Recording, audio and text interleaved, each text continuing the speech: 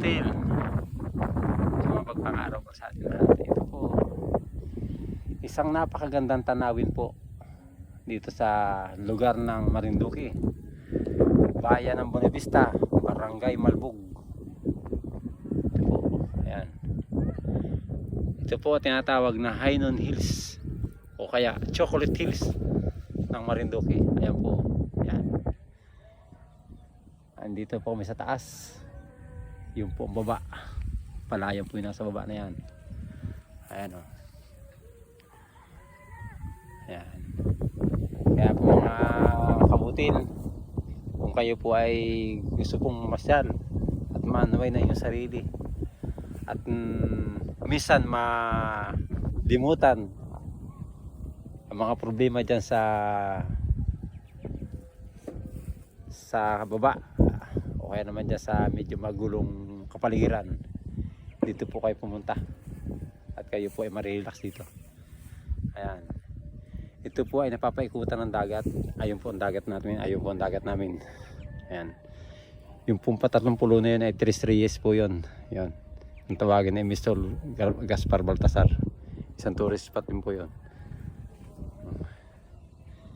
Ayan po yun, kabutil, napakagandang tanawin. Ayan, yan po sa likod na yan, papuntang po yan sa may Torrijos, papuntang Puktoy Beach. Yun po yung Lindig. Ayan, makikita nyo po yung view. Nandito po sa taas. Nandito po sa taas. Ayan, sa taas. Kita nyo, sa taas po.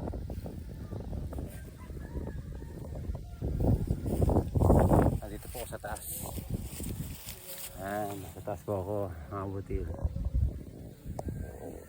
Kaya napakaganda po, napakahangin.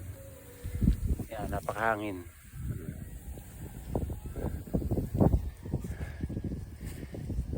Ganda po mga kabutil. God bless ating lahat. Muli, haring nawa makapunta po kayo dito sa lugar ng Marinduque at kayo po yung masyal at ikutin ng Marinduque. Mayroon pong maraming spot dito na magagandang puntahan na kayo po ay talaga may enjoy. Ang bilin ko alam po sa inyo, pag umakyat po kayo dito, magdala po kayo ng tubig at kunting makakain dahil dito po wala may bibili sa taas. Dahil ito open, wala ito pong bayad, libre.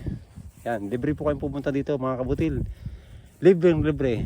Ang lugar po nito ay Malbog, Barangay Malbog, Bonavista, Marinduque, Hainon Hills o kaya natawag na yung kung sa Bohol ay may Chocolate Hills, dito yung Chocolate Hills ng Marinduque. Muli, mapagpalang araw sa ating lahat mga kabutil. God bless.